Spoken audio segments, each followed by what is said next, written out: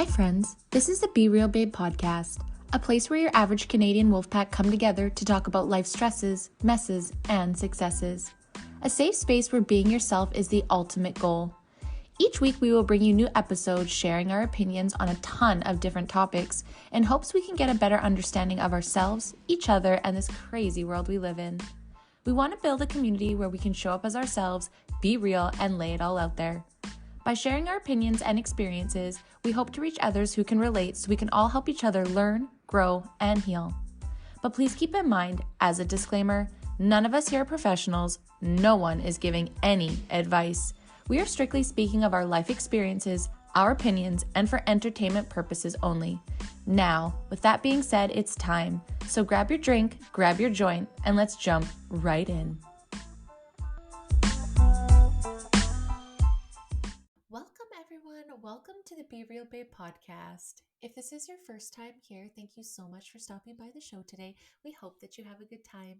And if you're a returning listener, watcher, supporter, thank you guys so much from the bottom of our hearts for coming back time and time again. For those that don't know me, my name is Brandy, and we are on episode 124 talking about the opioid crisis. Now, guys, before we get into this episode, I just want to preface this that if you are struggling, if you know someone that's struggling and you don't want to hear this episode because we're really just talking about stuff that we've read and the mild experiences that we have, we totally understand. And if you want to keep listening, we really hope that you understand where we're coming from with this intention of the show is to spread what is going on and what seems to be one of the biggest epidemics and problems in the Western and really all over the world. One that doesn't seem to be talked about. And we talked about this a lot during the pandemic, and we screamed that this was going to hurt people and that the drug crisis was going to be 10 times worse than it was then, which was pretty bad. And unfortunately, we were right. And so this is why, again, as you guys know on our show, we like to make sure that people have informed consent. Now, whether the stuff we find out is fully true or not, we're not sure, but we'd rather put it out there to spark the thought, to put the seed in your thought patterns of being like, maybe this isn't great, or maybe I need to ask more questions, or find another doctor, talk to a pharmacist. I don't know, but there's way too many amazing people losing their lives, losing their friends, their family, their spouses to this fucking drug that is, as usual, not being taken care of by the people to be. And furthermore, they're the ones fucking starting it. And it's just wild. So again, guys, if this is a sensitive topic and opioids is hard to talk about, I totally understand if you just want to out of this episode.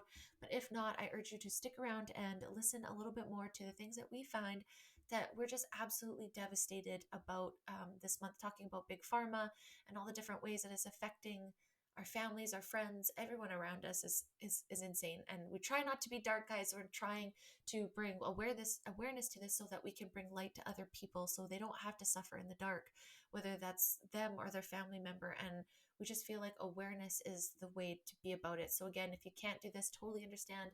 But if not, let's head on over to this episode. But before I do, if you're watching on YouTube, Rumble, make sure you're subscribing and turning on those notification bells so you know when your girls posting again. We're hitting that 2 times a week now for like 2 months. We're fucking killing it, loving it. And also, guys, make sure if you're watching it on video to like the video. That helps us, let us know what you guys like in content.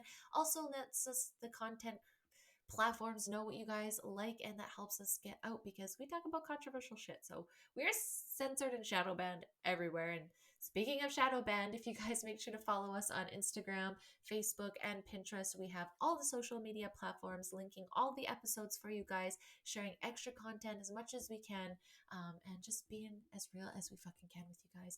As always, fucking appreciate you guys so much. We hope you're liking season 5. Now let's get on to this show. It's a heavy one, so prepare yourselves.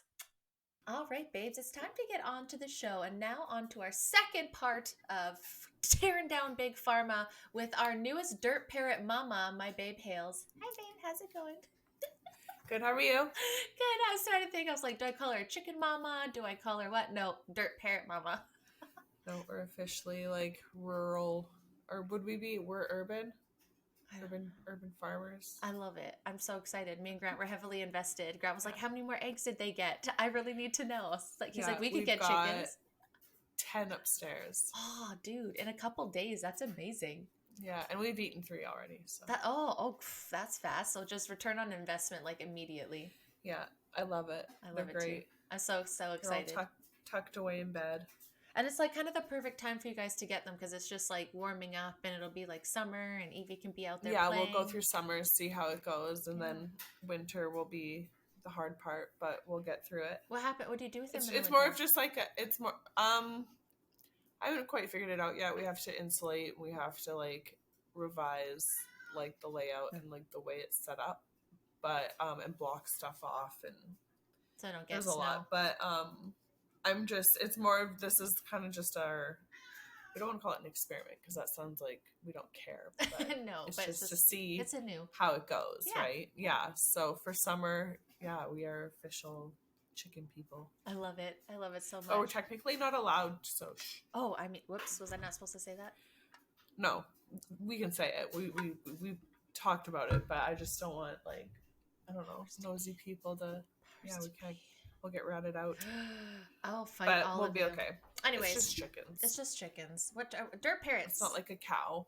No, you don't know where they came from. They just showed up. I love that. I died. I was laughing so hard. I was like, I can't call them anything else now. Wouldn't you know it too? Like I'm looking out my window and I can see this like very odd bird in this like huge tree like a few yards away, and it's like a kestrel or like a bird of prey of some sort in the tree, and I'm like, yep, cool. We get them, and like 3 days later, there's like a hawk in my backyard. Fantastic.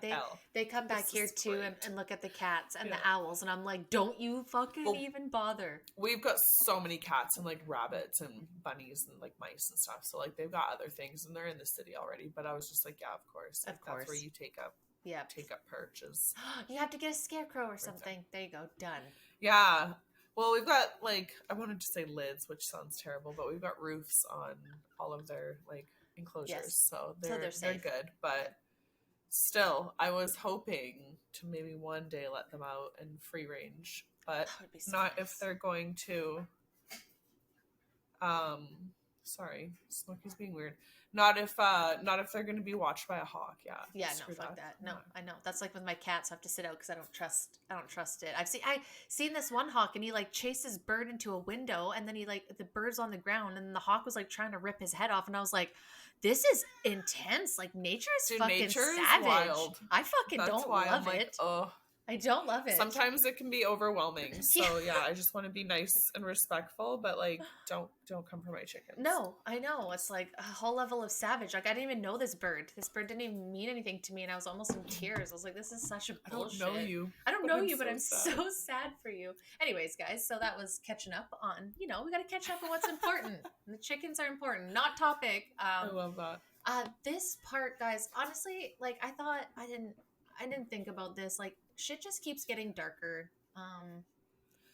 This subject. This one's hard too because I feel like a lot of people are very unaware that there are people in their lives that have this, like I guess addiction for lack of a better word, because that's all it is an addiction. Absolutely. But it can be more like it's pretty.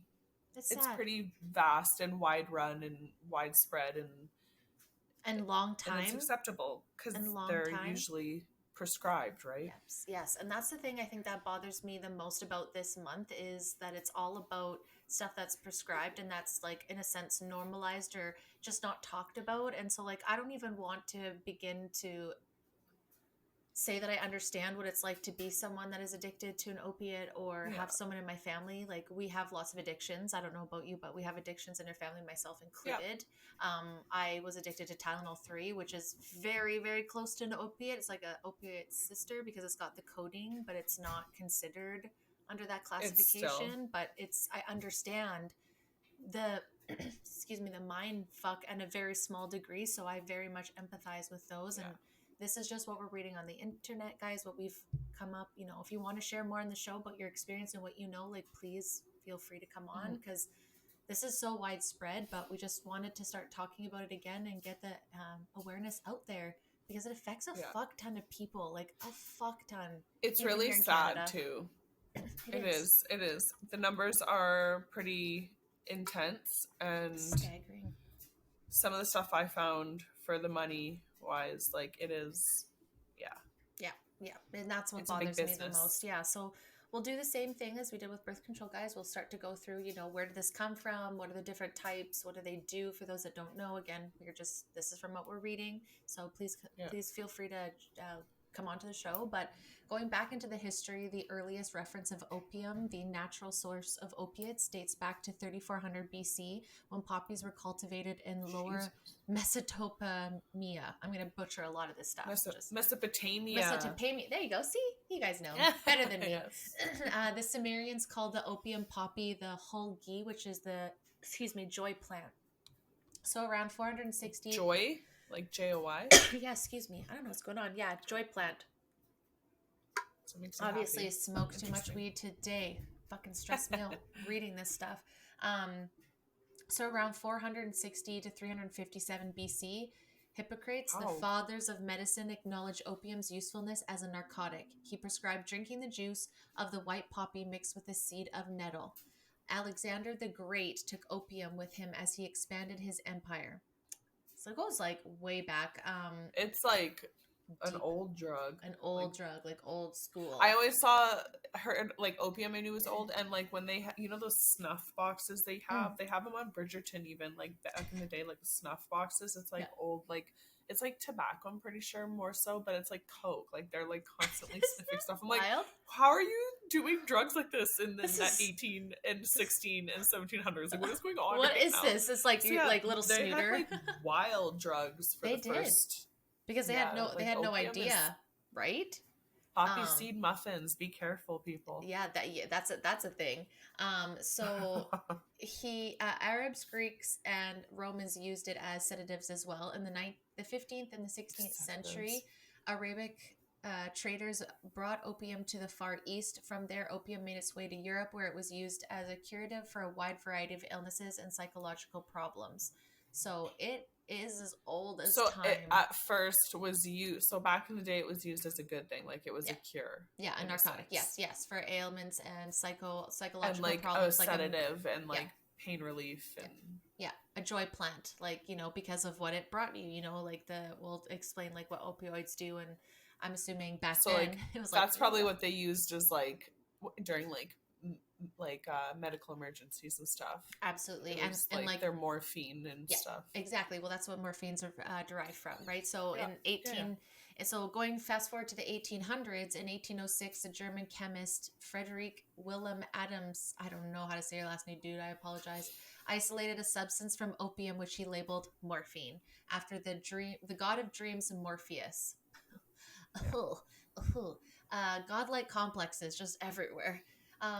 Morphine soon became the mainstay of U.S. doctors for treating pain, anxiety, and respiratory problems, as well as consumption and female ailments. I'm assuming that's like period stuff. Morphine was commonly used as a painkiller during the Civil War. So that is the height of I think it's morphine. For birth too. Yeah, and for birth. I know my mom and like my stepmom and people of their age said that morphine that would was used a lot for epidural. Yeah. No, but like it's a pain reliever. It's a crazy pain. And when they didn't know like all the like how addictive it was and all that kind of stuff and the side effects back then it's just like really with birth control, right? It's like, hey, this is going to do what it is. We don't know the repercussions yet because it's so new or like unknown, but it was so used among soldiers and so many were becoming dependent on opiates that the post-war morphine addiction was also known as the soldier disease, which makes me really sad to think like, again, no, like how would they know? But like no informed consent of like what that was going to do. Because didn't they use it in the field for things? Yes. It was in their like survival, in their like little field safety kits and stuff. Yes. And like they would use it then, and then it became so they probably started abusing them and like it sounds terrible, but like hoarding them and stashing them and like absolutely, I'm sure they did all that. And you're in the middle of like something so terrible like war, and then you come home and it eventually it gets to you. Finds its way back to you because it's now like on the streets and like getting prescribed by doctors, like and super easy access. There was not very much it was easier access back then, and obviously as time goes on, it shouldn't have been, and it's gotten much worse obviously, but like it's more restrictions, so go figure. In 1853, the hypodermic needle was invented, after which morphine began to be used in minor surgical procedures to treat neuralgia. This gave 53. Yeah, 1853. So this gave rise to the medicalization of opioids. So once that the needle kind of got invented there for that kind of thing, intravenous, it became a part of surgeries now, on top of just pain medication. Medical, everything. Yeah. And heroin was synthesized as a derivative of morphine in 1898. The German chemical company Bayer offered heroin as a cough suppressant. It was offered as a non-addictive substitute for morphine. Do you hear what I just said there? It was a cough syrup? Heroin was synthesized as a derivative of morphine and offered as a cough suppressant. Heroin. What would heroin do for your cough? I don't know. I have never done it, but I would imagine maybe just maybe it was. I'm just trying to figure out, like, maybe the synthesized. I mean, they did have like, you see those like ads for like 1800s medicine where it says like morphine, chalk, and like all sorts of weird stuff in like little like tincture bottles and stuff. Yeah. Like they had some pretty. Maybe intense, it was just a little bit, so it doesn't do like crazy amount. Like maybe it's just a little. But it's still. Wow. Yeah. So, but it says heroin's made from morphine, which came from the opiates, medical opium field of opium. Yeah. That's why I find it even more crazy is that it was like created. By the end of the 19th century, the United States focused on ending the non-medical use of opium. Well, yeah, okay. Well, unfortunately, that didn't end, folks. It doesn't get better. Let's pop to the early 20th century. So in 1909, Congress passed the Opium Exclusion Act, barring importation of opium for the purpose of smoking. This legalization is considered by many to be the official start of the war on drugs in the U.S. In a similar manner, the Harrison Narcotics Tax of 1914 placed a nominal tax on opiates and required physicians and pharmacists registration for its distribution. In effect, this was a de facto prohibition of the drug. So essentially, that's when like they started like cracking down on it and seeing it. But it's like, you guys fucking started it. Like you started it. That's the theme, though. They start problems and then they have solutions too. That's what I saw. Like through everything I researched, it was literally like, I don't know. I'll get to it, but it's like we've seen it recently. Yes, they're exchanging like they create the problem. It's very much a circle of just them keeping us in this like hamster wheel of like oh, here's a new problem. Oh, we've got a solution. Oh, here's a new problem. Yeah, like and the cycle. And it keeps going. And I know we think progression in medicine is good, and sometimes I think it is, but sometimes I think it's really dangerous. So as we're going through this, in 1916, a few years after Bayer stopped the mass production of heroin due to the dependence it created, German scientists at the University of Frankfurt developed oxycodone with the hope that it would retain the analgesic effects of morphine and heroin, but with less physical dependence. Like, okay, so we're gonna just keep the stuff going. I found and I talk about deals with oxys. And the Pardue family. Yeah. So while sales of heroin virtually stopped with the passage of the Heroin Act in 1924, mixed views on the addiction and opiates existed in the medical community. So I think this is a huge fight as usual. Like you've got people that are so for it and then people that are against it. And there's this, big fight back and forth always in the medical community. And I find it make it hard to understand. It's a really hard thing to like get behind because like this one was really hard for me too, because like it is very polarizing, and it is like it does have its place. And truthfully and honestly, like in dire situations, like if you were to have that on hand at like a car accident scene and you could administer that to someone to like relieve them of pain or something along the lines of like life saving, and like it does, and I hate to say it, it can be useful, but like look what you can't do anything or make anything great like that can be an instant help, because it automatically always gets taken and put in the wrong hands, and look what happens. And it was created by the wrong hands too. Like fuck, insane and like incurable at this point it seems drug problem in the world. Yeah, like world. It's not just countries. No, like it's everywhere. It's world. It is world, and it's shitty because it all always starts with this prescription, and it's so sad when you hear all these stories. And I'm not going to begin to speak to know that I know all of them, but the ones that you see, someone gets in an accident, someone has something, and they get given an opiate. It's debilitating, and then you're given something that makes you feel good, and then it's not even that, and nobody wants it. Like, no one ever wakes up one day and selling you wants a drug this. problem. 100%.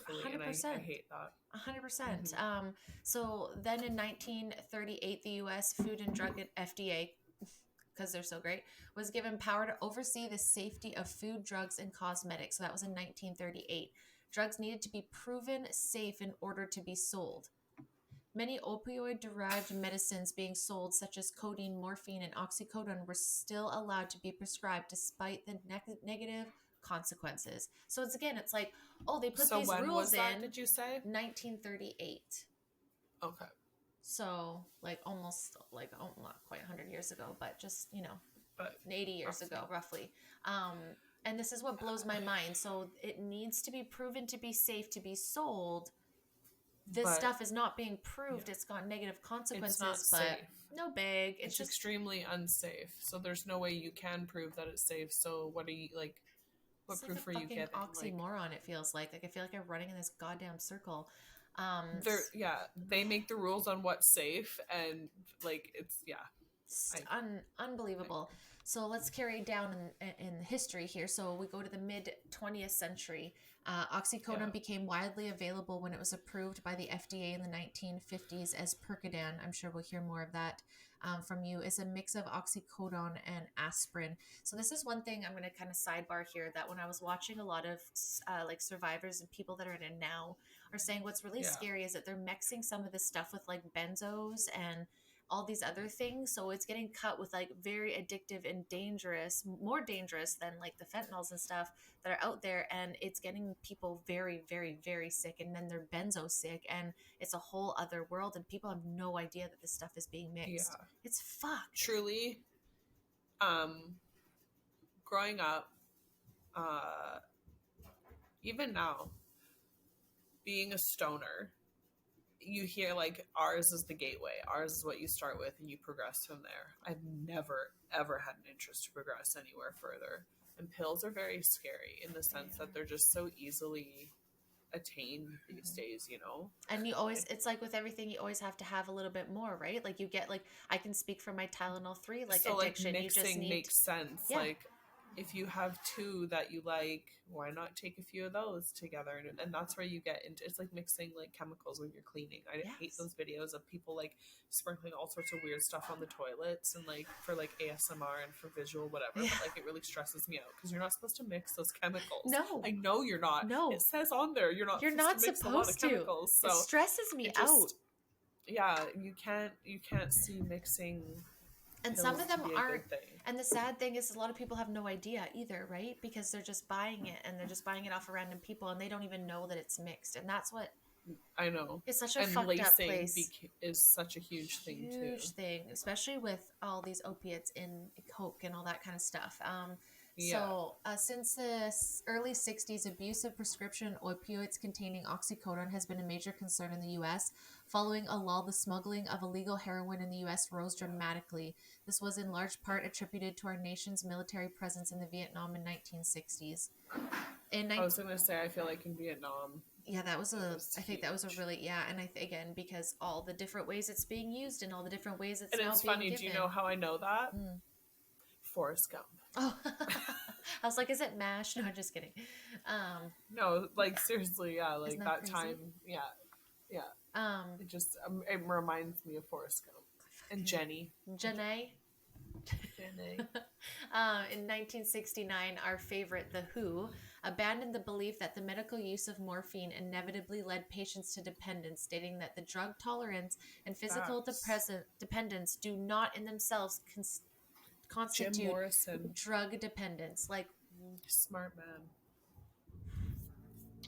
What is happening here? I feel like I'm being punked. You're kidding me? So you're saying that you do not believe that morphine leads to dependence in the 1969? This is why I don't trust places like The Who. What? Wanna revisit that one now, guys? Yeah. That's what they're there for, right?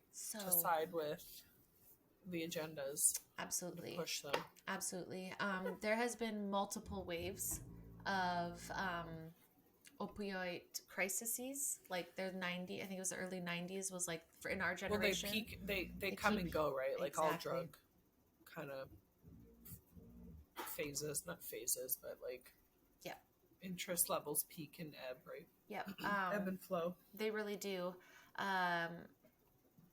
In 1970, the Controlled Substance Act was passed to begin to consolidate all of the regulated prescription narcotics and opioid drugs under existing federal law in 5 separate schedules. So you can always hear the different schedules of drugs. Canada has the same kind of thing, I believe, where they have different levels of drugs based on the substance, medicinal value, harmfulness, and potential for abuse and addiction. So hold on, in 1969, you're saying that there's no drug dependence, but then in the 1970, you pass an act, and it's on its potential for abuse and addiction, and the morphine is under. It's just them slowly admitting that what they said before was incorrect, and now they're doing something about it. Yeah, so, they're doing something about it, so we can't be mad about it. And then President Nixon officially initiated the war on drugs, which was promoted in the U.S. to this day in 1973. That was huge. Then created a drug enforcement agency, the DEA. You see a lot of that when you search this stuff. Yeah, absolutely. And again, and we've seen in movies and the TV shows that they're here to save, and they're here on the war on drugs. And it's like, are they, or do they fucking create it? Anyway, the American medical landscape in the 80s was characterized as opiophobia, a fear of prescribing opiates and other opioids, while President Reagan was asking Americans to join National Crusade not to tolerate drugs by anyone, anytime, any place. In response to the growing recognition of the need for pain management, the pendulum then swung the other way with significant increase in opioid use for all types of pain. And then in the 90s, time-release prescription opioids hit the market and continuing into the 2000s. So again, it's just like something happens and then they find another way and they like move around. They're like, oh no, we could do this. This isn't dangerous. Here, oh no, I feel like it's dangerous. The worst too, because it's the worst demographic to get at is when you're either injured or laid up and you can't do anything. So you're sitting there. Yes. And what it does to your body too, right? Which I'm get into next, because it's that's what a lot of those people get just stuck in that loop. Oh dude, and being addicted to Tylenol 3s, I feel that. I was like, every time something hurt, I was like, oh, I'll just take a T3. I pinched something in my back 10 years ago, Nick, when I had to take those like pain meds for my back. It was like Bacloset or something, and I didn't like taking them because I could see why. Mm-hmm. Like they just make you feel. I was at work and the one girl's like, "Dude, you just look like, just like you're floating on a cloud. You like, are. You just look so like everything's like good. You're just happy. Like she's like, you just look like it. It was very intense, and it was easy to see how people can, you just get stuck in feeling good, feeling happy. Oh man, that's what I felt with watching Intervention. Always felt so bad because like I always had such sympathy because like I don't personally understand how you get to that point, but I understand like the intent of like I just want to feel good. Mm-hmm. You just want to feel happy. And when you find something that you can, it's like oh okay, I see. But then watching them, like the nod off and all that, that's what I was trying to think, like where was that in relation to, what was it for again? For sore throats. Yeah, it's like a cough medicine. A cough suppressant, like where I just would really like to see the link of that. Yeah, absolutely. Carrying on to the 21st century. And I think that's what it does. It's just like, it's just progressing over time and people are finding different ways and it's getting more expensive for certain things like prescription drugs. And if it's not covered, then they go to the street and find it cheaper or cut with something or heroin, that's going to give you this. And you hear a lot of the survivors or people that are in it that'll say, they go to heroin because it's, the same high, but it's way cheaper to get that on the street than it is to get fentanyl or any of these other drugs. It's safer almost too. That's what it seems. It is, because it seems like these chemically made ones are definitely more mixed, and they're mixed with things that are definitely way more aggressive than I think anybody would mix in, let's say, heroin. Fatal. They're fatal for sure. Yeah. Way more fatal. Way more fatal. There was a seismic shock that was felt in 2000s when Purdue aggressively marketed of its controlled release opioid Oxycontin, described as safe for chronic pain, intersected with the trafficking of cheap, pure heroin in small cities across the West, Midwest, and Appalachia. Purdue advertised Oxycontin as non-addictive because the drug was designated to be released within the body over a 12-hour period. However, recreational drug users quickly learned to get high by crushing and dissolving these time-release pills. In March 2016, the CDC issued a new set of guidelines for prescribing opioids for pain. Then the following month, several healthcare organizations led by physicians of the responsible opioid prescribing petitioned the Joint Commissioner for Accreditation of health care organizations, calling for an end to mandatory pain assessment, suggesting that this practice fosters dangerous pain control practices and leads to overprescribing of opioids.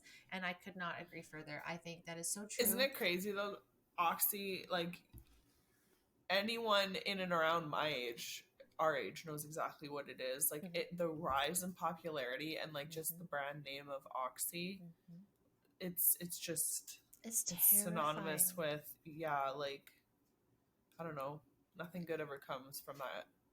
Oh, if that was involved, No, and so many people struggle with it, even people that aren't people that have, and it's everywhere. It seems everyone has it. Yeah. Everyone was stealing it from their grandmothers or grandfathers, their sick family members, pain, like family members in pain. Oh yeah, we had access to it in my house. Easy. Yeah. So all of that, the history. Let's. What do opioids? Oh my God, I'm sucking at English. I'm sorry, you guys. There's so much going on at work, and the show is just so much. The last funny. 3 episodes, I'm like, you're a fucking space cadet. Focus. Opioids are a broad group of pain-relieving drugs that work by interacting with opioid receptors in your cells. They can be made from the poppy plant, for example, morphine. Or synthesized in a laboratory like fentanyl. When these medications travel through your blood and attach to the receptors in your brain cells. The cells release signals that muffle your perception of pain and boost your feelings of pleasure. What makes these medications so effective for treating pain can also make them very dangerous. At lower doses, they may make you feel sleepy, but higher doses can slow your breathing and your heart rate, which can lead to death. And the feelings of pleasure that result from taking an opioid can make you want to continue experiencing those feelings, which will lead to addiction.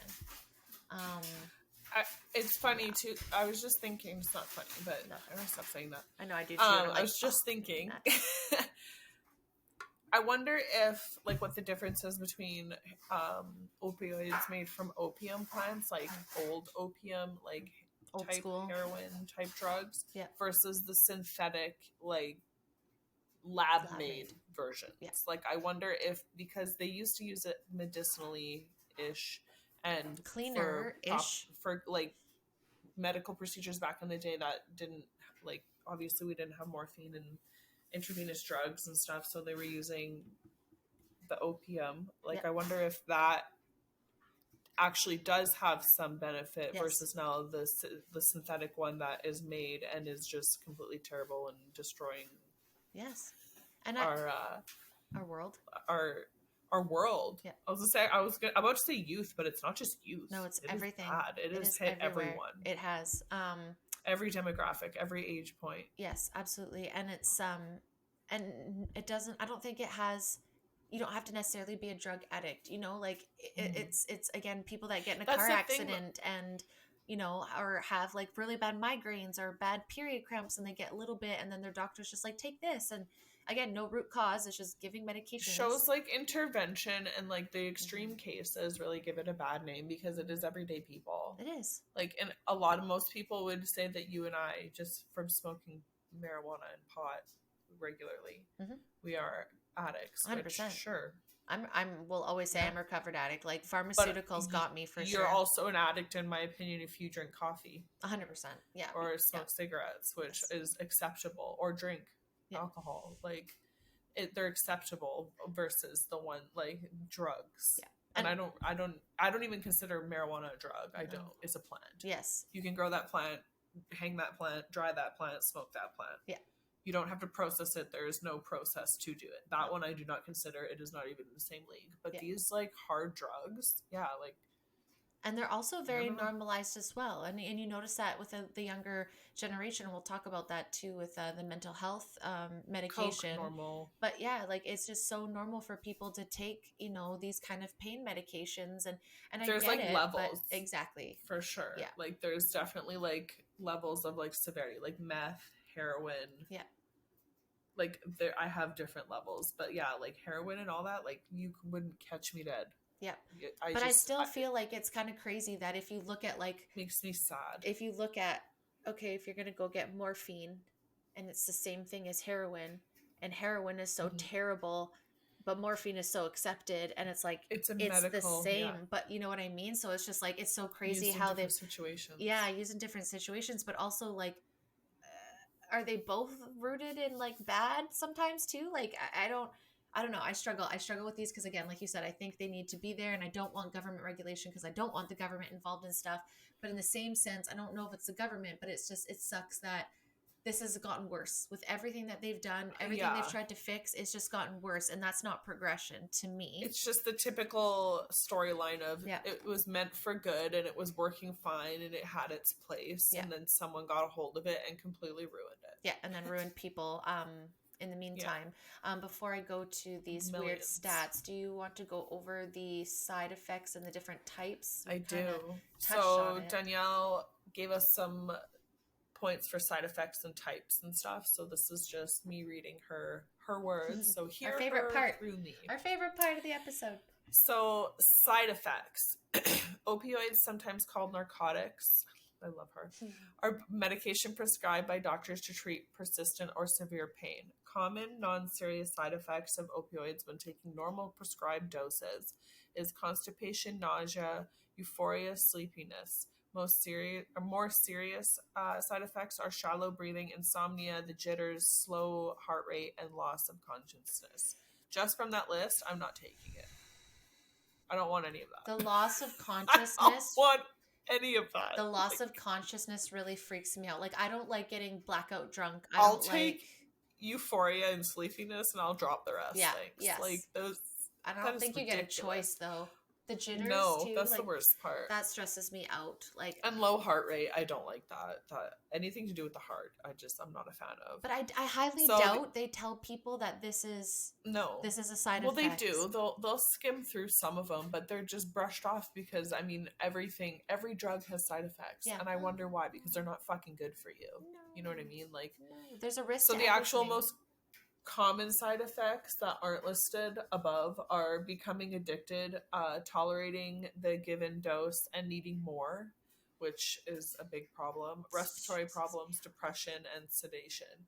It's that your tolerance builds up and you just need more and more to hit that peak, and you're chasing that high, and that is a never-ending spiral. 100%. Well, it does end eventually, but it's not a good ending. No, like, you know what I mean? That's terrible. It is. And it's prescribed. This is all and depression. Prescribed. Like, anyone else needs any more depression? God, no shit. Everything going on in our world, we have enough of that. But it's like, we're gonna depress you, and then it's gonna sedate you too. So you're gonna be in this sedate like low, and respiratory problems. Yeah, You're just in a low slunk, like low vibration into like furniture type vibe. So sad. Yeah. So the actual most common side effect are overdosing, organ failures, basically any you can think of, so all your organs, organ tissue, teeth decay, and death. There are definitely many smaller ones within these larger umbrellas, but that sums up the majority of it, she said. So yeah, not only do you have all those like awful, like you can't breathe, you can't sleep, you're nauseous, you're constipated, you lose consciousness, you have to take more because you're not high and it's driving you nuts. You have respiratory problems, depressed, sedation, organ failure. And what makes me so sad is that there's no help for anybody that gets put on these of how to like be like, obviously because it's so rampant around, and we'll see this. We'll talk about that too with my stuff because I just don't understand how we're just making this worse all the time. Like. Our tax dollars and our everything, just money that goes towards causes like that does not get put in the proper places. And it really, really bothers me. I agree. That people are donating and like giving and like blood, sweat, and tears to like causes like this, and it's just not getting enough focus. Because it is, you hear like constantly how we have drug problems, the opioid problem, the this problem, the that problem. There's always a new problem, and it's always like never showing streets lined with like, yeah, but you don't see the promotion of, okay, everyone in the area that has a problem that wants it fixed, even if you don't, we're gonna come find you, we're gonna round you up, you're going to like, we're shipping you off to rehab, you're all gonna rehab it. Like, there needs to be like, if we cared about people as we say we do, and we should be caring about our people, this would not be a problem. No. If politicians truly gave a shit and governments gave a shit, this would not be a problem. No, it's this big. Drug problems,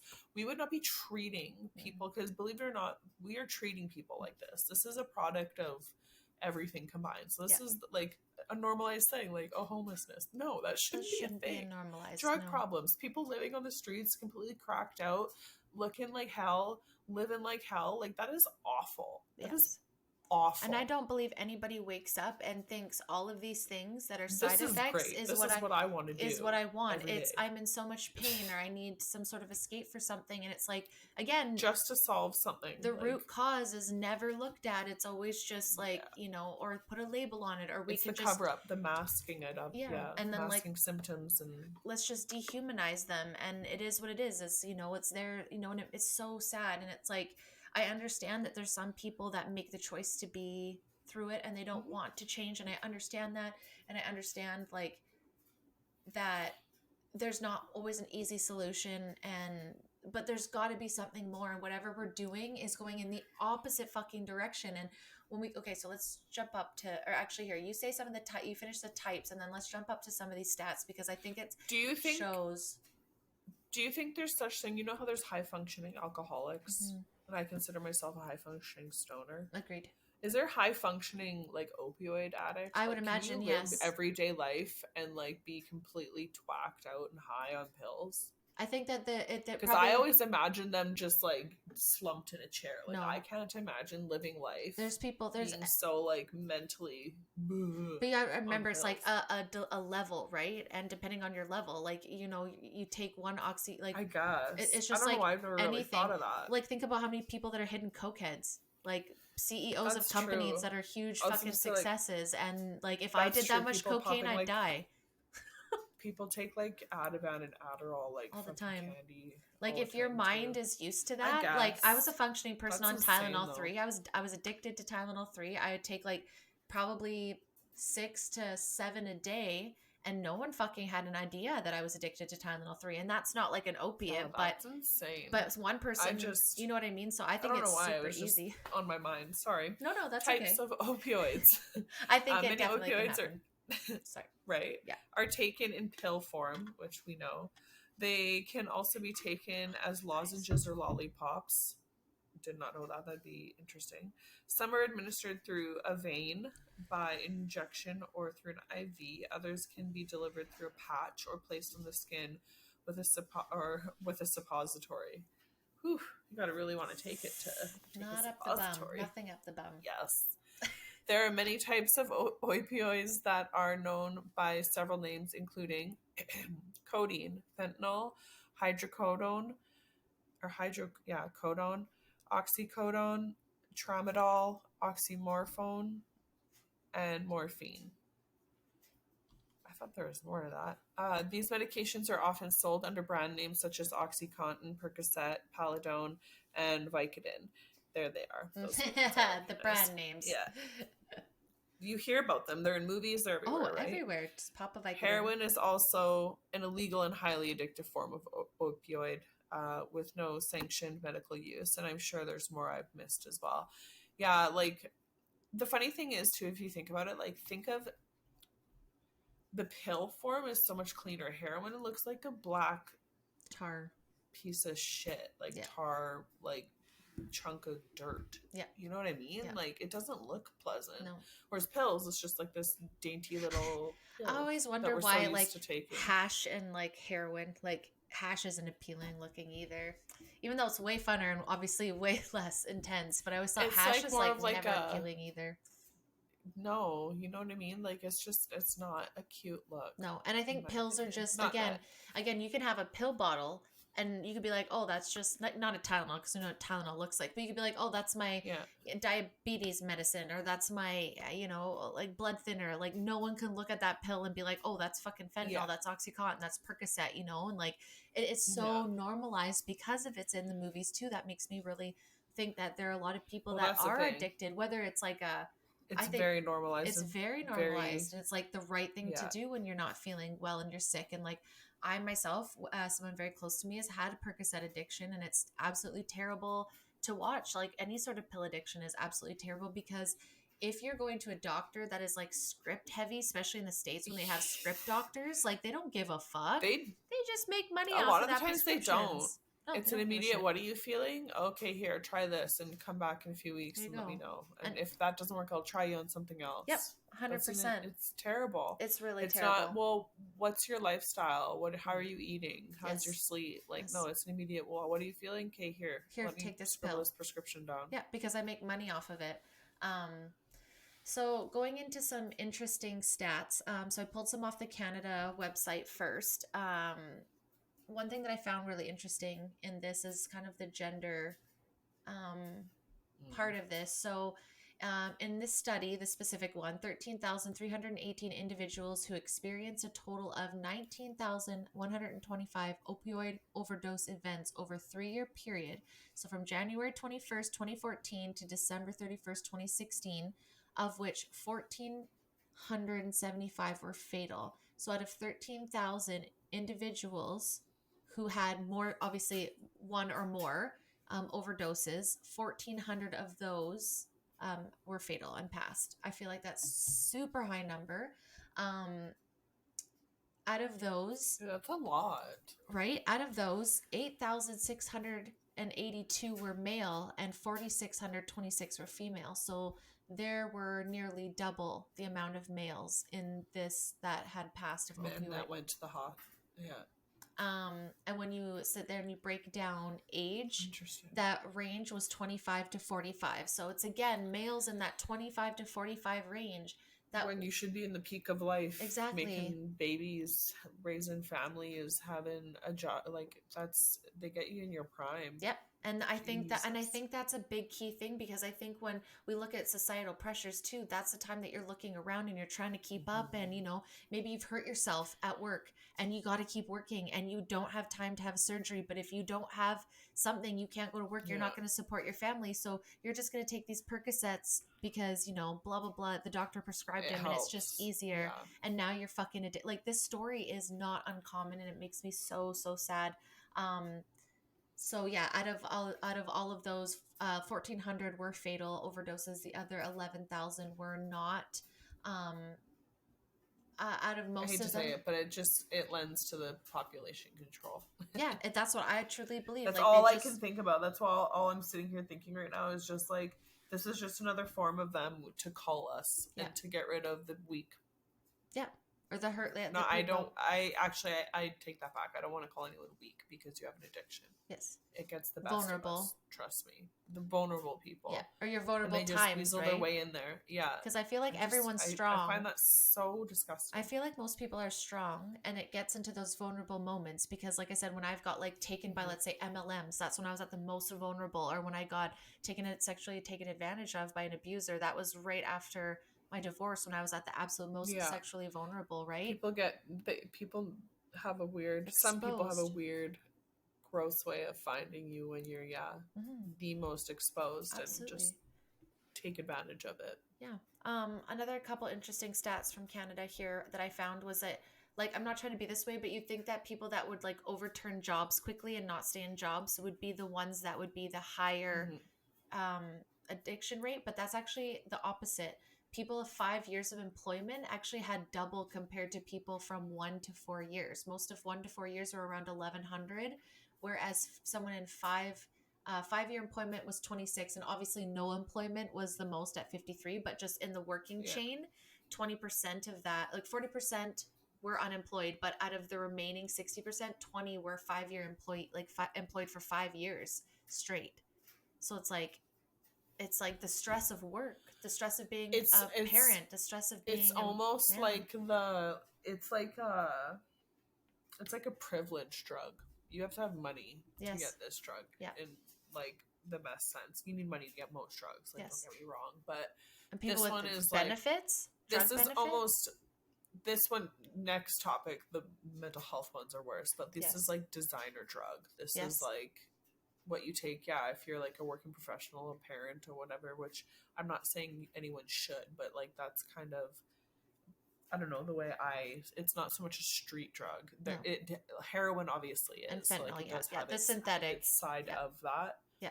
The synthetic crap. But like, it's very the pharmaceutical pushed ones. For sure. You have to keep up with your habit, you're gonna have to have money and you're gonna have to have a good doctor. Or good benefits. That's what scares me most is people that have good benefits that have dual insurance. Like I never had to pay for my Tylenol 3s. I was on dual benefits. I didn't pay a damn thing.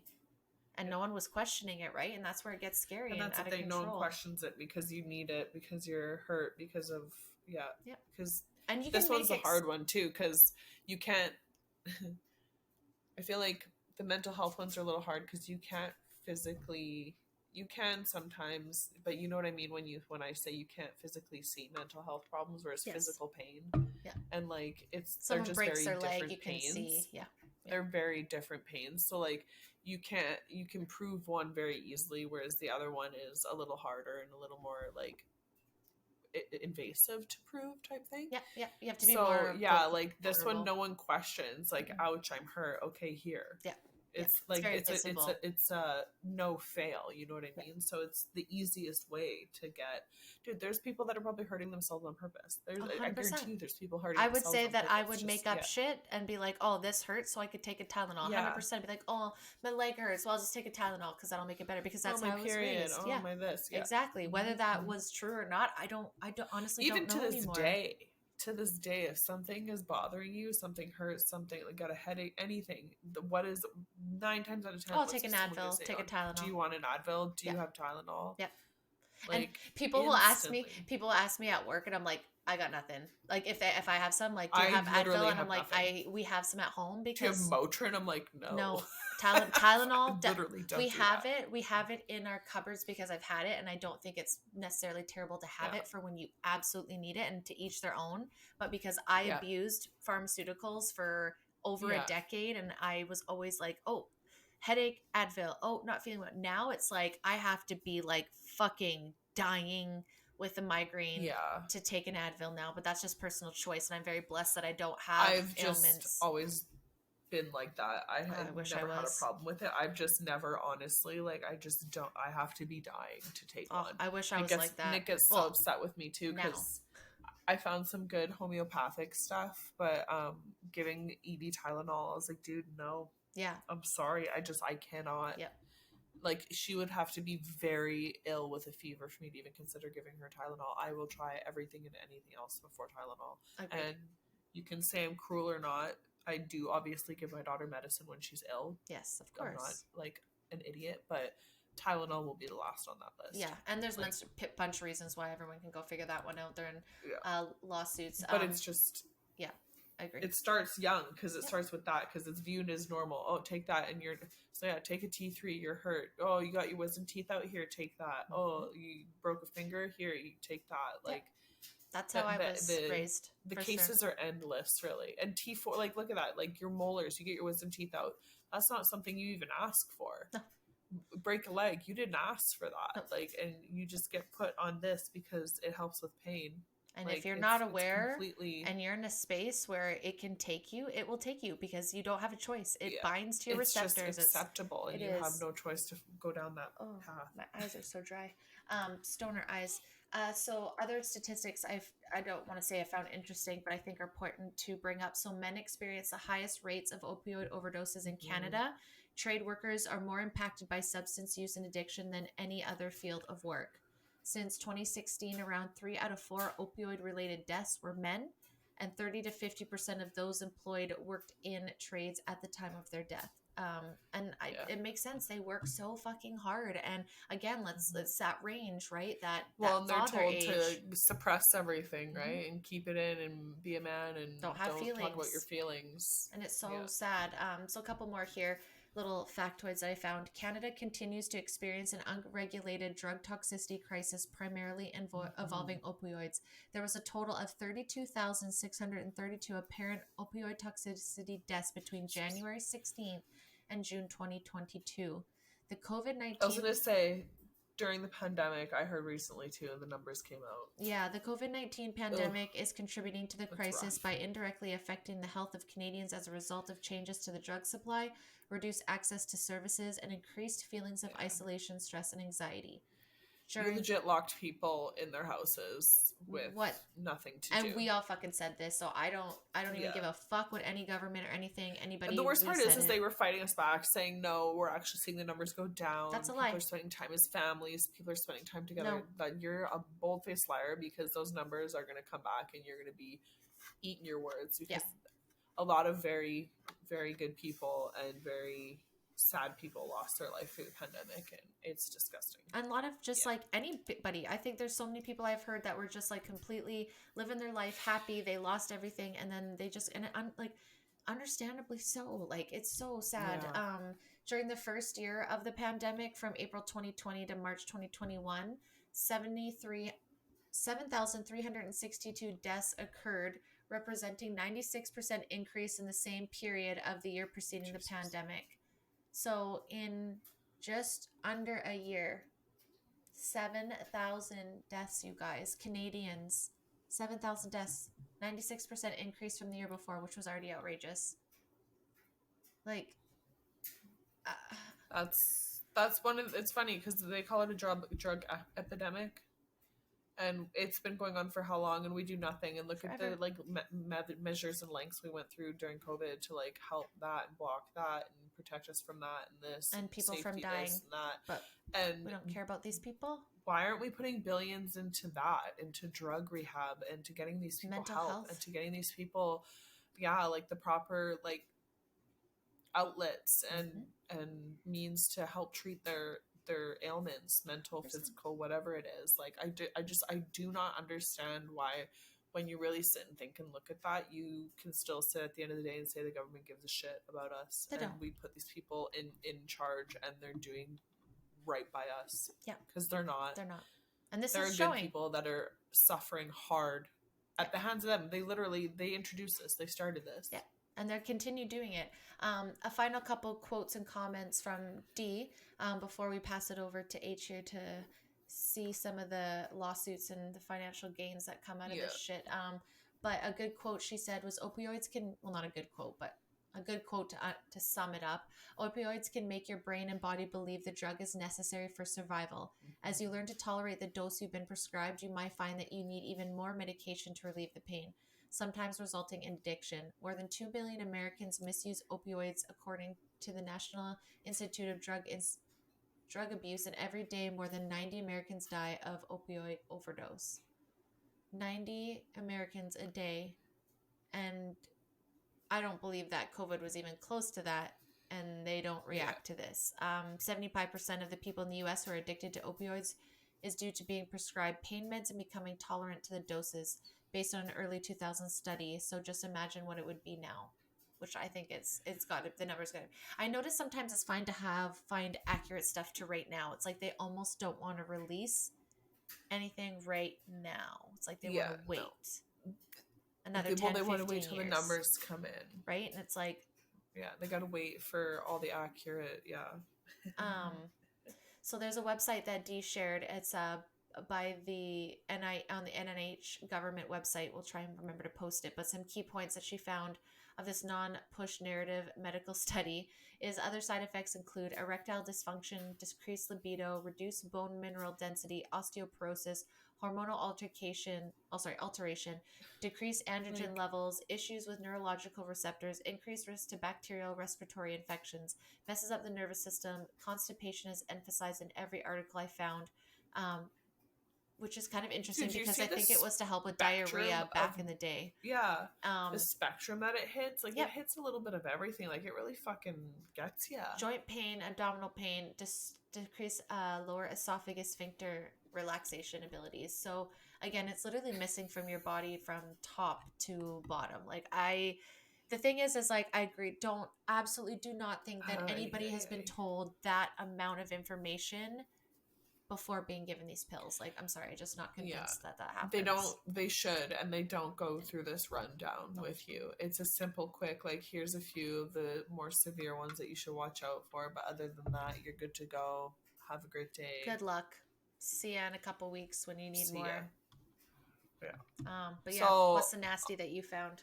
I'll say on that topic, I found this little thing on like the price of opioids right now, and then we'll get into the lawsuits and stuff. So the category of opioids include multiple substances with varying prices. Many insurance companies continue to place more addictive opioids, such as long-acting morphine, into the lowest cost tiers, while less addictive alternatives remain more expensive. So don't remove it, just move it down a few brackets. Yeah, just make it comparatively easy. Roughly 0.3% of the population used heroin in the past year, and up to 80% of these individuals previously abused prescription painkillers.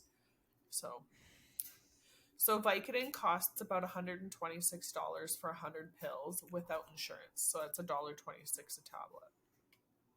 The same single pill costs $5 on the street. So that's almost like what? That's like 5 times the price. Whoa. So $5 a pill for Vicodin. This is on just addictioncenter.com. So I don't know if that's the States, Canada prices, whatever. But yeah, so the average yearly cost of an opioid addiction depends on the severity of the addiction, obviously, the location of the individual, and what prescription and synthetic opioids are available at the time. But since many people with an opioid dependency get their supply from their doctor, insurance can also inadvertently defray the cost of addiction, which, like you were saying, you can get it for pretty much free a lot sometimes. Scary. So for instance, my lord, Vicodin, the brand name version of acetaminophen hydrocodone, costs about $126 for 100 pills, or $1.26 per tablet. In contrast, the same pill costs $5 on the street, so $500 for a bottle of 100. Prescription and street prices for these types of pills can lead people to search for cheaper alternatives like heroin and fentanyl.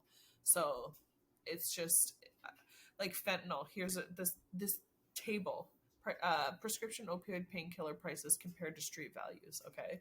So fentanyl patch, the cost without insurance pre-pill is $9.40. Street price for that same patch for a $9.40 patch is $40. Jesus. For that patch. And I find it absolutely mind-blowing that fentanyl can be prescribed. Like, it comes from it comes from a lab. Like, it is created. It is not even natural. So someone introduced this and got everyone fucked on it, and that is not the bigger issue. That is not what we're focused on, is finding that person. Like, that really annoys me. I don't. Criminals. So anyways, oh fuck. So oxycodone is 33 cents without insurance, like as a prescription, and $20 for street price per pill. So that's obviously a cheaper option. From 33 cents to Oxycontin is $6.52 a pill, and on the street it's $15. Like, it's just absolute. Percocets cost more prescription instead of really interesting. Yeah, nobody wants Percocets anymore. Yeah, $24 a pill prescribed before insurance, and $10 on the streets. Interesting. But it just goes to show that, like, so this says taken 3 times daily, an oxycodone prescription may cost about $361 per year without insurance, or $3,200 per year on the streets. So it's a pretty penny. It is a pretty penny. We'll just say that. So it's a pretty penny. That's what you're paying. But then on the flip side, the lawsuits, the money in the lawsuits, my lord. So there are so many, but there are a few that are lumped together. So there's one in the States that I found, and then there's a few in Canada. So a bunch of the states, like the actual states, lumped together and created a lawsuit against there's the one for the Purdue, but there's also they have a lawsuit against the three pharmacy giants, the Walgreens, CVS, I believe, and Walmart. Ooh. Because they're involved too, because I mean they're a pharmacy, right? I feel like it's almost all pharmacies, but mainly the big ones. So for those ones, let me go find that. So a series of lawsuits related to the opioid crisis have flooded billions into the United States. This influx of money, advocates say, presents a unique opportunity for the U.S. to fund treatment solutions for substance abuse disorder and overdose epidemic. Which, when reading that, that's what fueled and got me so upset, because that's where that money should be going. From these lawsuits. The numbers I'm about to tell you are absolutely ludicrous. That the numbers that all of that, we should have been able to solve this. This should be not a non-issue. Like, it just blows me away.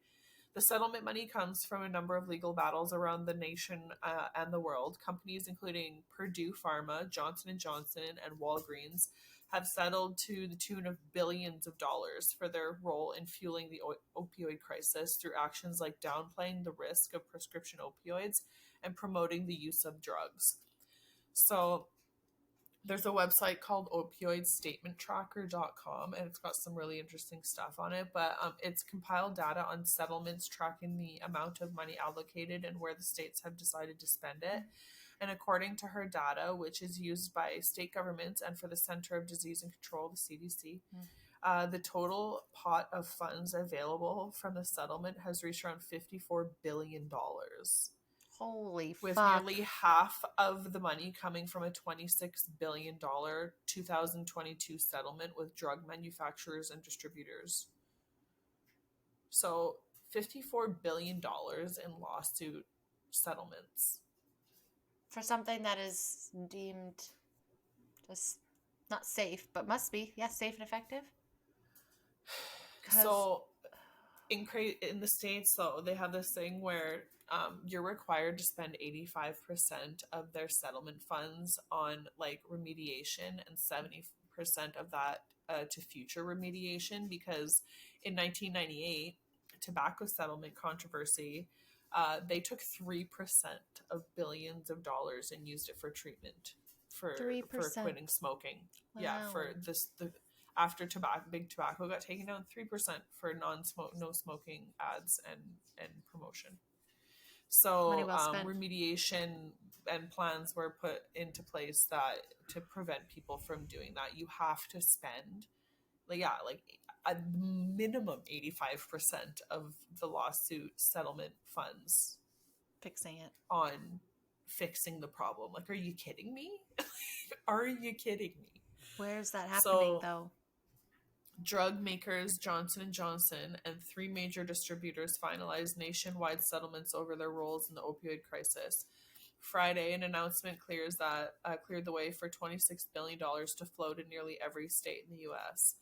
So they got Johnson & Johnson, what did they just recently give us? And we're trusting them with that? Like, they just, what are we going to see in 10, 15 years? For an opioid crisis. Yeah, like, how that they created, that they had a hand in. What's going to come?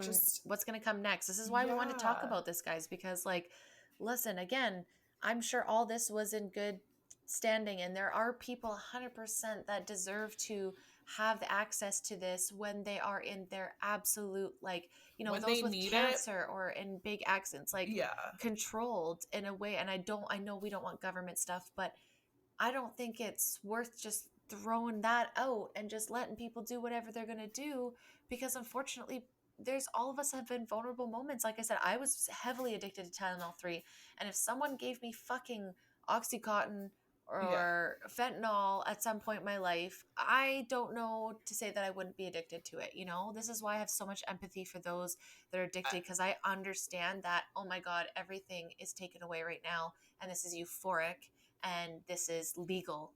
A doctor gave this to me. This is allowed. Yeah. It's a fucked up, weird feeling to be in. I think the most offensive part is that they sold us a problem, but they're not even doing a good job at fixing it. No. They're not doing anything to fix No. it because it is doing exactly what they want it to. Absolutely. It keeps us below them. Yes.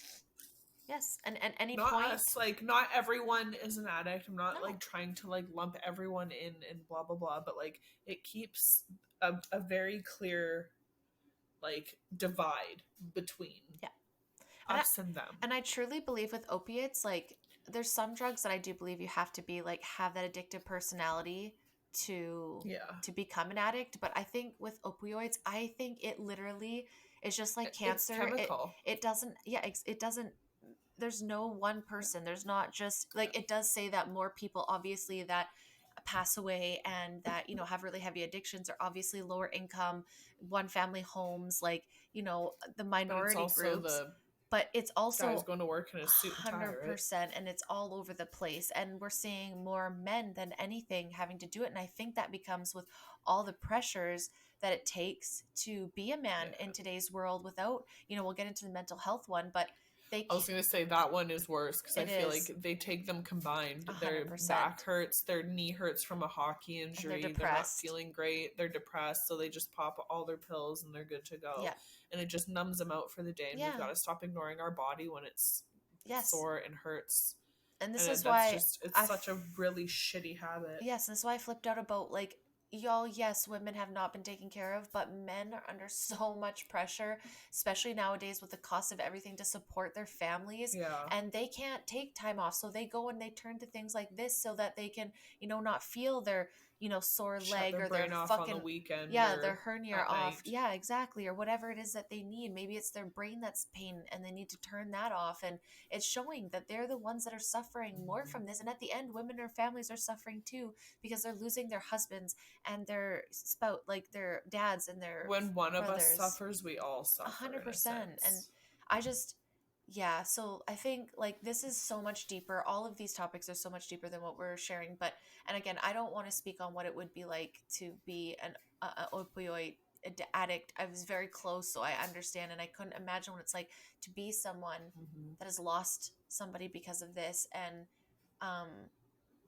or just going through this. So if you're going through this or you know somebody, like, I don't have any advice to give because I've not been through it, but there's just reach out, I would think would be the first step. I think that's always the first step is reaching out to someone and just trying to be as honest as you can, and reach out to the right people, the professionals. I think this is a professional needed situation, and I don't think that a very serious situation needs to be taken as such. Yeah, absolutely. It shouldn't be brushed under the rug or act like it's normal and it's just funny to take a Percocet. Like if you remember listening to the D12 and they would Purple Pills by D12, like this shit has been normalized for us through music, through everyone for so long. That's normalized among like the Hugh Hefner and like slipping, like what isn't that Quaaludes what Bill Cosby used, like pills and nefarious shit like that. That's not new at all. We take drugs, like you see Studio 54, you see parties, you see rave scenes in movies, you see anything like that. There's drugs everywhere. And it's used terribly normalized. And it's so scary. And I think that's why for me it's one of those rebellious things that makes you fit in with the cool kids. So they add that element. They do a lot to entice you to not and it's don't never, do it, but do it. Yeah, and it's never like, hey, this is all the things it could do, but here's the plethora of lists of things that it could do. And if you're fine with that, cool. Like I said, if you're cool with that, birth control, you're cool with that. You sure about that? You sure about that? Sure about Just that? Kidding. I fucking that goddamn fucking. I had to. It's so funny. But you know, like I don't think, like I said, a lot of people. It's more often than not what I found is everyday people that have been put into a situation that are given these painkillers and they're you know hope to feel better, and then they get addicted, whether they're an addicted person or not.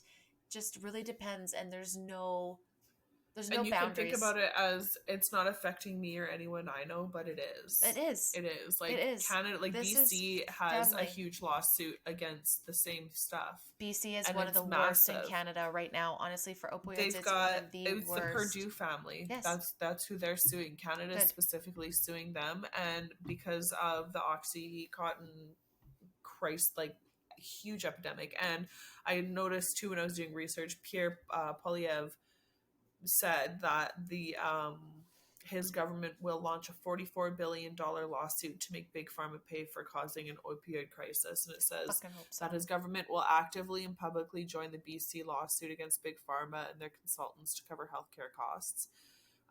They will launch a massive federal lawsuit against Big Pharma and their consultants. Okay, like you're going to have points like the same. There it is.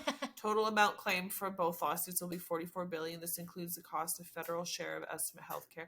Like, they better be doing something good with this money. 100%. If he's going to be, I hope so. Fingers crossed. Money recovered from this massive lawsuit will fund treatment recovery programs for people struggling with addiction. Will make sure that all Canadians I fucking hope, man. People have. That's the worst part, is that's all we can do is help, because people have been talking this shit and like spewing, oh, we're gonna help with the war on drugs, we're gonna do this for the war on drugs, we're gonna like shit. We need to see legitimate action, because people that are now stuck in these addictions, like I got in a discussion with a friend from high school.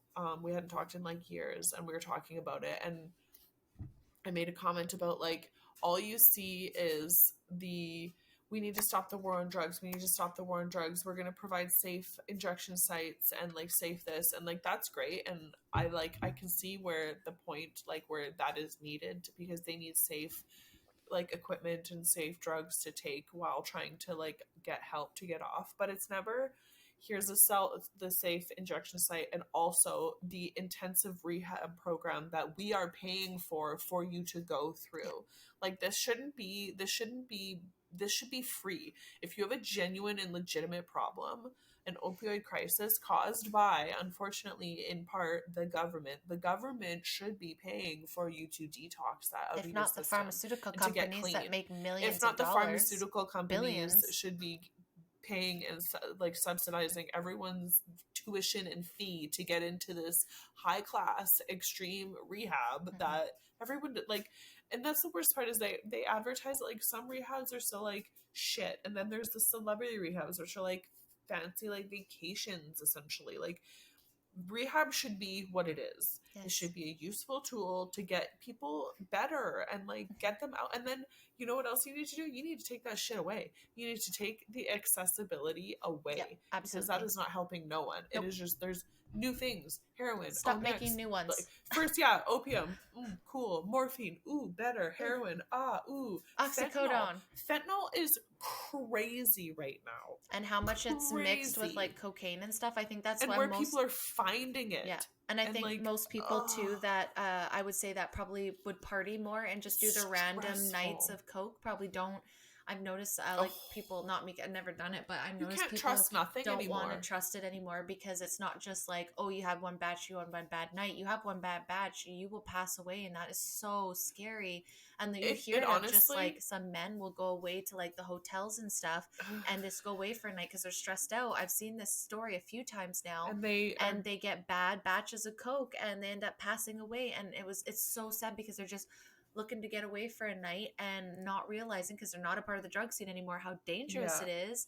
And it makes you think back to those days when you're like, I hate to admit this, I've done it like a total of 4 times, but when you're back in the day, when you're just taking random pills from people at like the rave scene clubs, after hour clubs, just friends in general, like, it makes you question everything now, and you're like, but I don't think it was as bad back then either, though. Like, I don't think people were that fucked up then. Back then you heard of people like cutting E and it wasn't really MDMA, it was E. It was E, back then. Cutting it with different things, and like the stacked pills, the bigger thick one. Like, I had one time a patch that had a lot of stressed me out, and it freaked me the fuck out. Like, I was like, I am wiry as shit. Like, this is cut with speed for sure. I brushed my teeth for 4 hours once. Right? You're just like, this isn't. I was rubbing my Lulu pants for like 20 hours, it felt like. So I don't understand, like, how nowadays you couldn't pay me to touch anything that I didn't know exactly where it came from.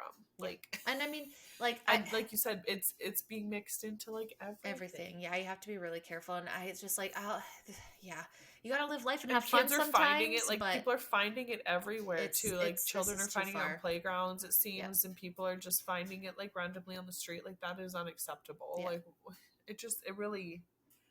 it is not that's the epidemic we need to focus 100%. on. We need to get back to helping our people. Yeah. It's not COVID. Healthier. It never was COVID. No. Get healthier. Improve the health in the world, and that will then slowly eliminate shit like COVID and shit like fucking diseases. Why do you think diseases came into, like, hygiene had pretty much eliminated most of the diseases, and then slowly trickled back in the threat of diseases by who? Yes, you've guessed it. Daddy Gov. The overlords. Are we shocked at that this we talk point? About all the time? Like, they just do all this shit. You see? You can just see it. All the government operations, all the cult shit. That is all usually like funded by some sort of government, and then now here's the solution of all the medications, and it goes back to LSD, and they're giving LSD and doing all that mind control and fucking with people's stuff, and now they have this really out. Wild. It is, and then like I said, guys, the birth control one and all these things. If you need to take these things, I know people that need them. I understand that there are circumstances. I think the mental health one next week is the controversial one because it is. People don't love that. Like, we all know someone. Like, there's literally no shadow of a doubt in my mind that you can go ask anyone on the street and they're going to know someone on mental health pills of sorts. Yeah, I mean, I fucking was on them for like 2 years. When I tell people, doctors, that I'm on nothing, they look at me, they're like, what do you mean, though? I know, I'm like, same. Like, nothing. Like, I don't take anything. They're like, anything? What is birth that? Control? Like, no. Yeah, take a Tylenol, like, nothing? I'm like, no. And again, like, I don't even drink coffee, for fuck's sake. I was a pill addict. I up until like 2-3 years ago would have Advil, Tylenol, kind of. 5 years before that, I'd say like, maybe some Tylenol if I like went home and my mom had it. For about 16 years old to about 26, 27 years old, I was addicted to pharmaceuticals, and I would get any pill. I would say anything. I worked with dentists. I would just tell them I wasn't feeling good. They would write me Tramadol, Tylenol 3. I had an in. It was very easy. It was very accessible. No one questioned it. I was very functioning. I was actually high functioning.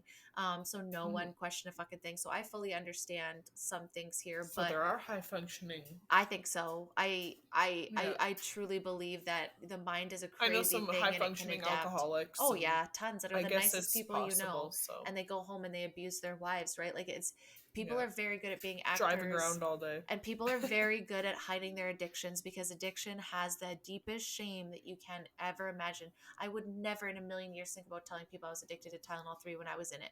No fucking way. Absolutely not. Like, that is not a question. Like, nope. Well, you don't talk about your addictions. No. I don't even like telling people I smoke weed because they judge me instantaneously. Yes. It's an instant judgment. It is. So I understand. And it's worse if, I casually take opioids. It's like, yes. Yeah. Oh, I just take, cool. And I don't think that's a casual conversation that people are having, because they're just, they remove themselves, right? They remove themselves from the family and their friends and all of that, because they're so ashamed. And it's like, I just want, if anybody's listening to this, I really maybe have some sort of addiction, like, I hope that you can find a way to reach out to somebody and find some peace and know that you're worth far more than whatever your brain is telling you. I don't even know the proper advice. I don't even want to begin to think that I can tell you how to feel or do, but just know that you're worth more. For me, it wasn't about my worth. It was like, I just didn't want to feel anything. I'd spent so many years in pain, mentally, physically, emotionally, that this just numbed all of that, so I could just be a person and I could just do my job and do the things that I was supposed to do. Who wants to go from that to having to like face everyone and like go through like, because coming out of it and like the recovery aspect isn't easy, and you have to go through intense emotions. Yes, and so I just went through coding. Do you want to? I just went through Tylenol 3. I couldn't imagine. Yeah. Right? Do you want to come out of your safe little happy bubble to like face all that? No. So it's hard. But it's worth it, you guys. Like, you're worth it. You're worth going through that. And once you go through it, like, absolutely. It's not to say that you're not going to go back through that, but at least you've made it through that one time. And then if you find your support system and the right people, you know you can do it. And I honestly believe that vulnerability and raw talk and being fucking honest about it is what's going to save your life. And I had to do it on my own. Communicate. Yeah, I had to do it with my own, with my Tylenol 3 addiction. But again, that is a very mild addiction compared to, fucking oxy or fentanyl. Like, I'm not even saying that that's the same thing. And if you've lost someone, I'm so sorry. If we've said anything like that, maybe is upset corrections you. are always welcome, or any kind of constructive criticism, because it is a hard topic to talk about. This is one especially of the not only being ones being a part of it, right? Like and this genuine and true addicts of like the hard stuff ourselves. Exactly. So I hope that everyone's just listening to this again from the research. We just want people to know how much this is affecting people, how much it's affecting everyday people. This is the true epidemic / pandemic. This is the true problem. It wasn't one the flu. of the many true problems. Yes, and we've said world. this. And so anyways, guys, like there is tons of resources out there. If you don't even feel like you could research it, you guys are always willing to, you're welcome to reach out to us. If you're like, hey, I'm having a hard time, we can send you what we can send you what we found, the links that we find, guys. Any government website, as much as that sucks, they do have resources. Like they might not be the best, but like you just got to keep trying and don't give up on yourselves, or like I don't know. I don't feel like I have any advice other than like the same. Reach out, and we love you, and we hope that you could get better. And just as a mild recovered pill addict, like it's so worth it when you get on the other side and realize your life is so much more than that pill, that you deserve to feel the good and the bad, and they have to both come to live life, unfortunately. So you need one to have the other. You need the light, or you need the dark to appreciate the light. It is honestly the most unfortunate piece of advice that I think I could give, is you need that dark to appreciate and to recognize the light. Yeah, and light to keep always wins for that. And fighting for yourself beats out dark. So and fight for yourself. Don't give up. If one rehab doesn't work, go to another one. If one therapist doesn't work, go to another one. Like don't give up in fighting for your life, because you deserve yourself. It. Yeah, and I don't. This is why we like the Being Real with, because I feel like they kind of lift us up when we're talking such heavy things. But this needs to be known, guys. Like people need to know what happens with birth control with your body. People need to know this opiate problem. Our snippet of things. Like this is just our quick snippet, and like what we find in kind of like a general area. We go through. Yeah, we went from the 5th century BC. Like what the hell is that? Like we went now? Like way back to now, and that's the like. It just shows how long and deep rooted it is. Yes, absolutely. So it is, you can't be blamed for being stuck in it. It's just, like I said, we were kind of set up to fail. 100%. In the best sense of, I don't know. Yep. And we're here if you guys ever need to talk. If you ever need to reach out next week, our DMs are open. Always. Next week we're going to talk about mental health medication, which is going to be, I know, a very controversial one. Bag to open. But I have my own experience in that, so I feel like I am allowed to speak on that very much. I do for sure. And with my family. Mine's all family, friends, and people. But it's all about the experience too, because it affects everyone, you guys. Like it doesn't just affect the person; it affects everyone. That's what I was going to say. It doesn't. It's never just you. No, it is literally everyone around you. Yeah. So it's not always in a bad way, but no. Well, guys, this is good. Thanks, Hales. So, guys, if you haven't, if you need to catch up, first month cults, we nailed that. That was dark and fun. God, that was insane. Yeah. So glad to be over it, to be honest. I feel so free. Crazy. I feel so free. And then they all do. We always like assume, and then we start going, and it's like, okay, where's the bottom? Like, when does this stop? This is just an deep ocean of nightmares that I'm in. Just kidding. So we do share some of the fluffier sides of everything, because like we're not trying to like give people nightmares. And, like, torment. And like torture people with crazy information that we find. So go to the Being Reals with if you're finding it dark. And then last month, the operations and the war and the mind control and all that. And then this month we're talking about Big Pharma, because we need to, guys. It's, Western medicine has its place, but it also needs to be called out when we're seeing really bad shit. And this is bad shit. So birth control. Now we talk about opioids. Let's talk about mental health medication. And then we're going to talk about the origins of pharma. Like, how did this all come about? Where did this come from? And sprinkling again some more Being Real with, so we can like lighten it up. If you do find this dark, guys, go find some cat videos. They always cheer me up personally, or baby laughing videos, or people falling videos. Absolutely. Those ones are always good. But Hales, thank you as always. Appreciate you. You're welcome as always. Appreciate you. I appreciate you guys listening. Thanks. Subscribe, like, follow, do all the things. Until next time. Bye.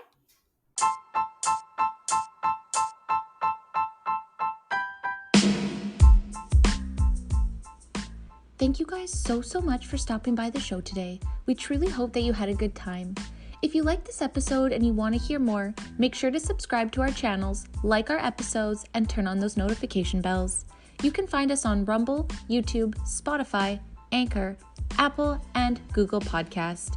You can also find us on Instagram, Facebook, and Pinterest. Until next time, guys.